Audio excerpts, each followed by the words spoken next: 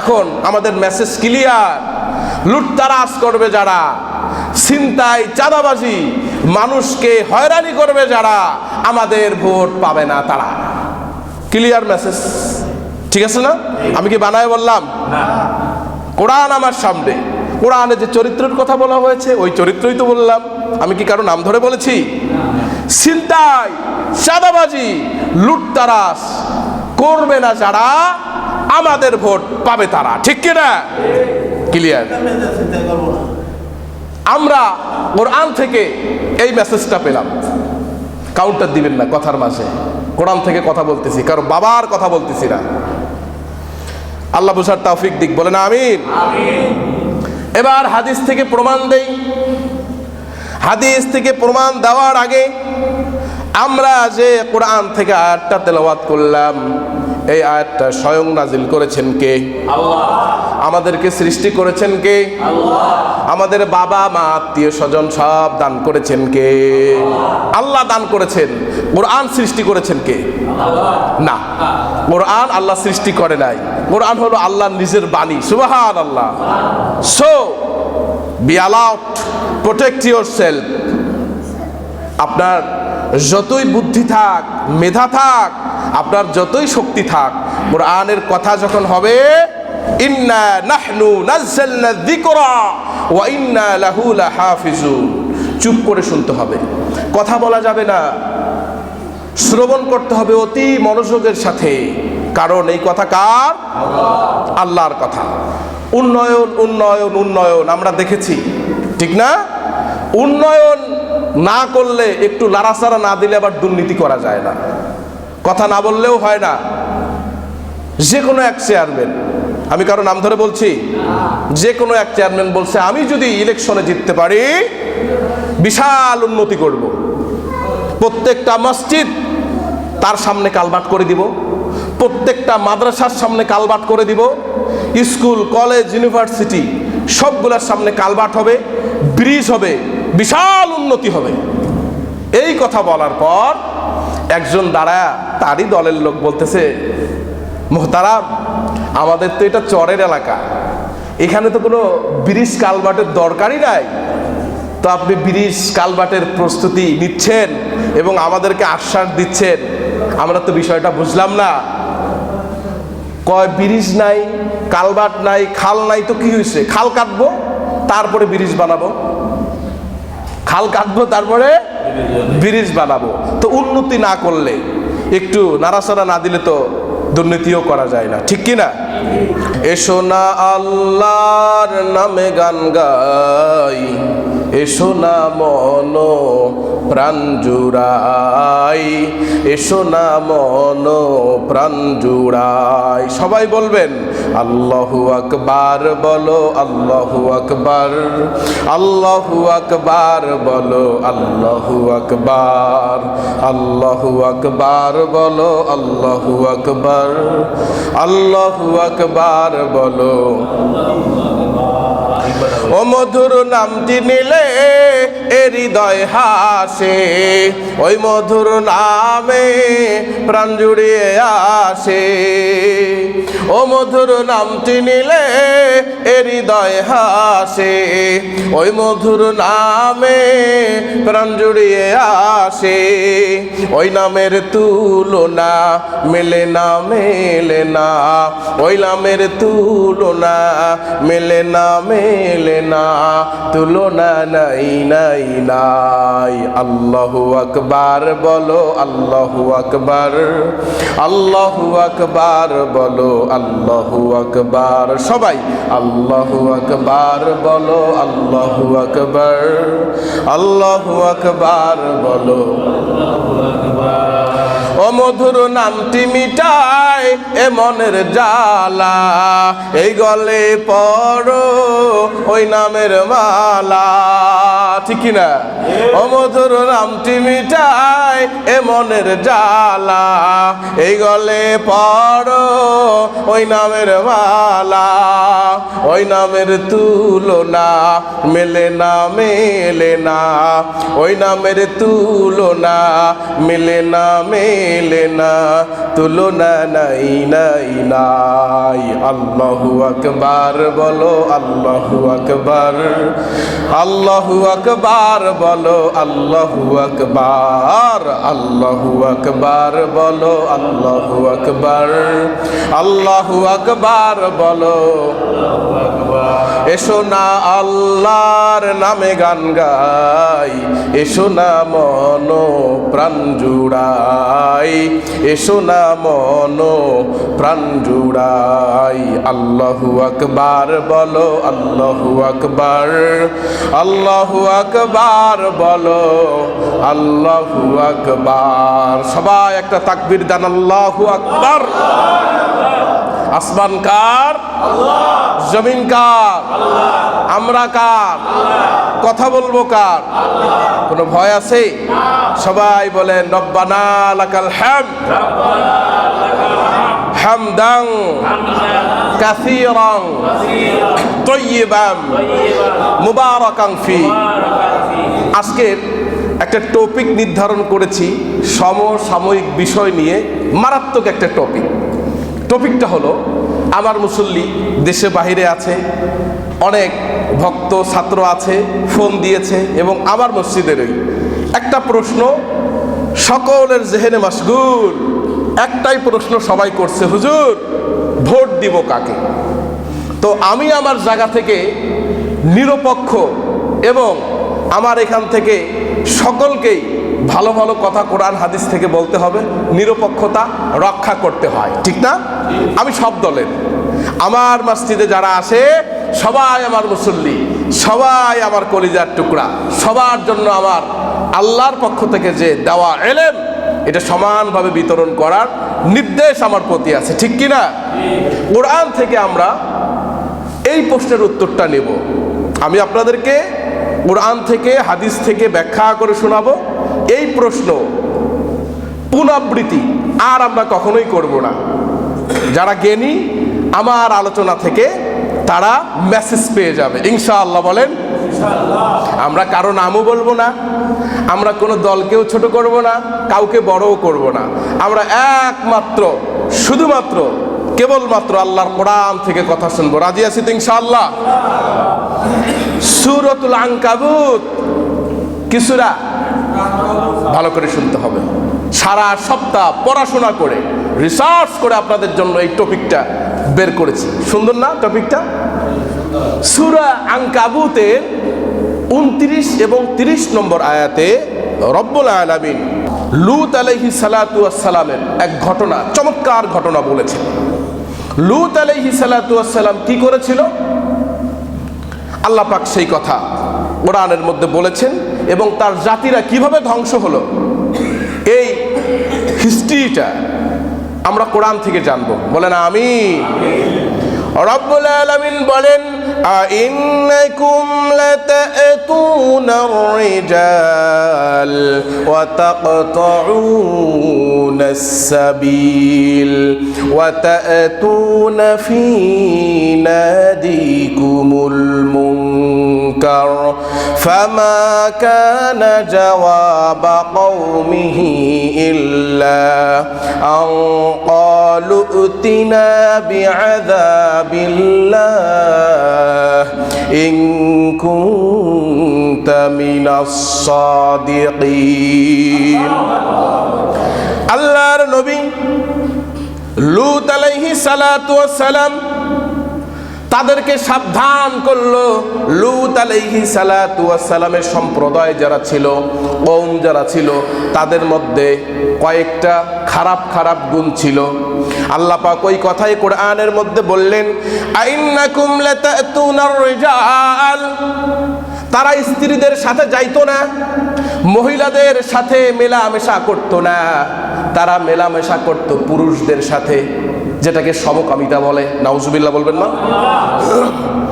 ওয়াতাকতাউনাস সাবিল।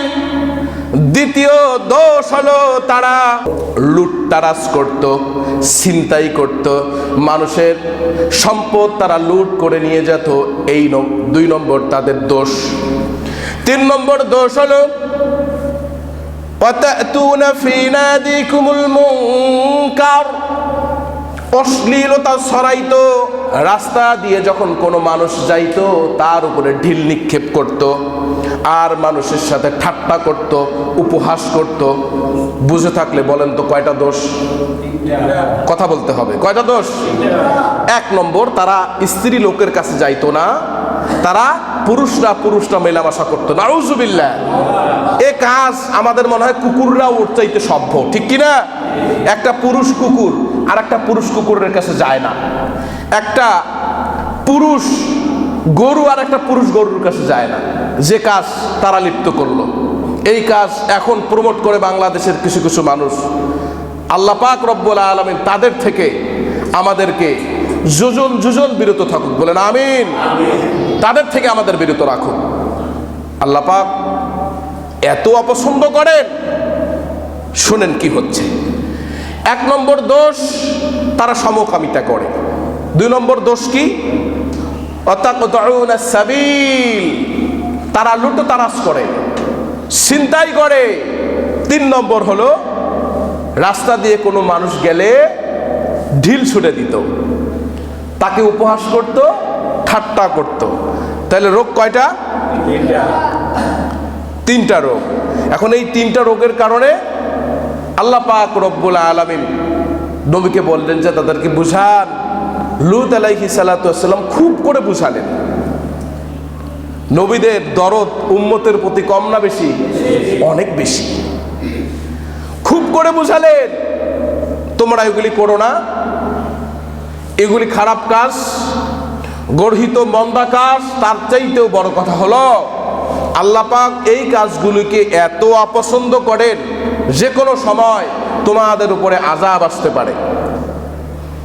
এবার কওমের যারা ছিল তারা বলল, না না, আমরা এই কাজ ছেড়ে দেব না, ছাড়লই না। তারা নবীকে চ্যালেঞ্জ করে বসলো। আল্লাহ পাক রব্বুল আলামিন ওই কথাও কোরআনের মধ্যে বলেছেন, ফামা কানা জাওয়াবা কওমিহি ইল্লা আন ক্বালু উতিনা বিআযাবিল্লাহ ইন কুনতা মিনাস সাদিকিন।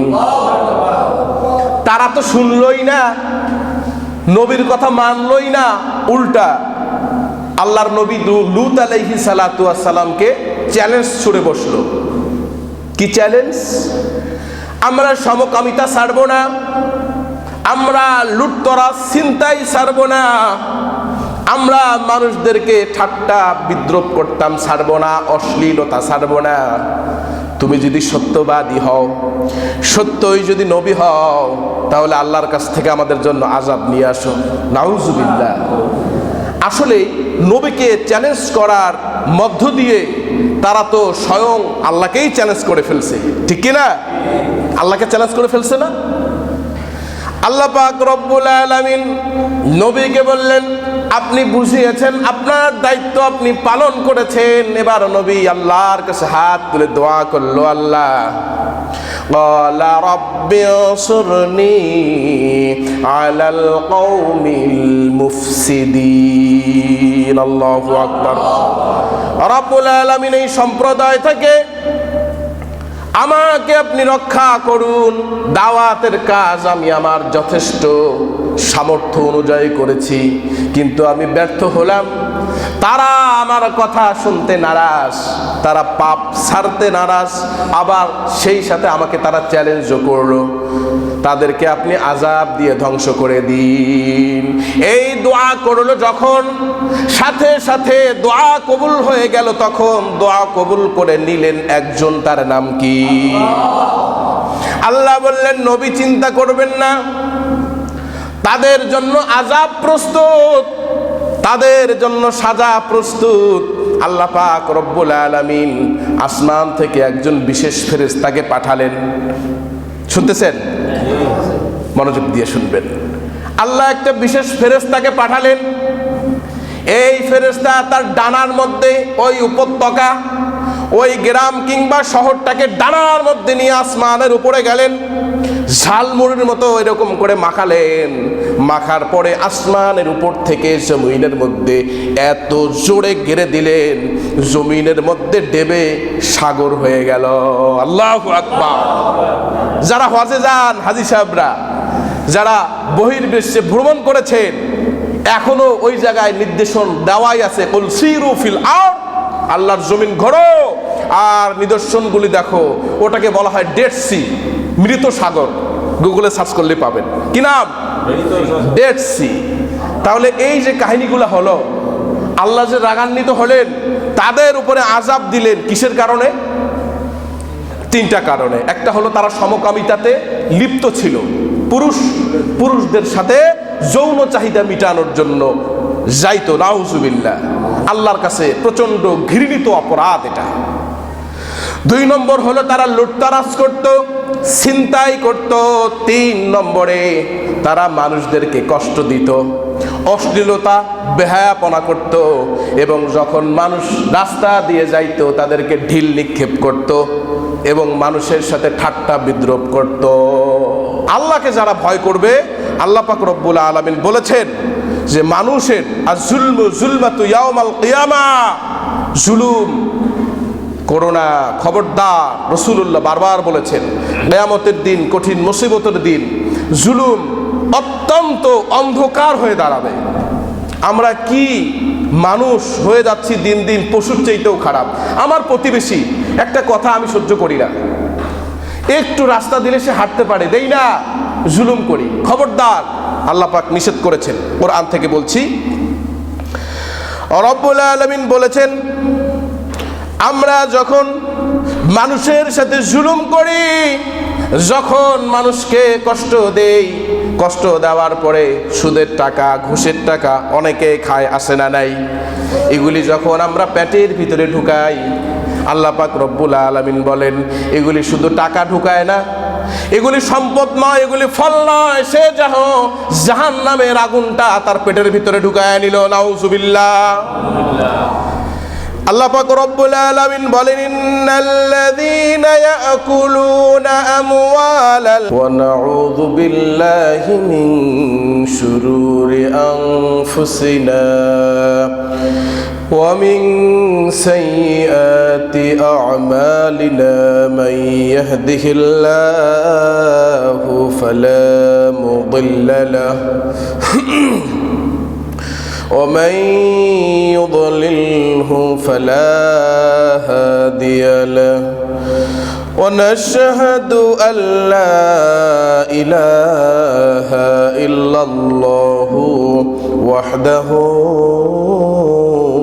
لا شريك له أرسله بالحق بشيرا ونذيرا وداعيا إلى الله بإذنه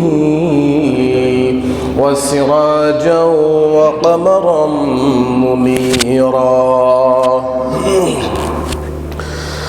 فقد قال الله تعالى في كلامه المجيد وفي فرقانه الحميد সবাই একসাথে পড়েন, আউযু বিল্লাহি মিনাশ শাইতানির রাজীম, বিসমিল্লাহির রহমানির রহিম, ইন্নাল্লাহা ওয়া মালাইকাতাহু ইউসাল্লুনা আলান নবী ইয়া আইয়ুহাল্লাযীনা আমানু সাল্লু আলাইহি ওয়া সাল্লিমু তাসলিমা।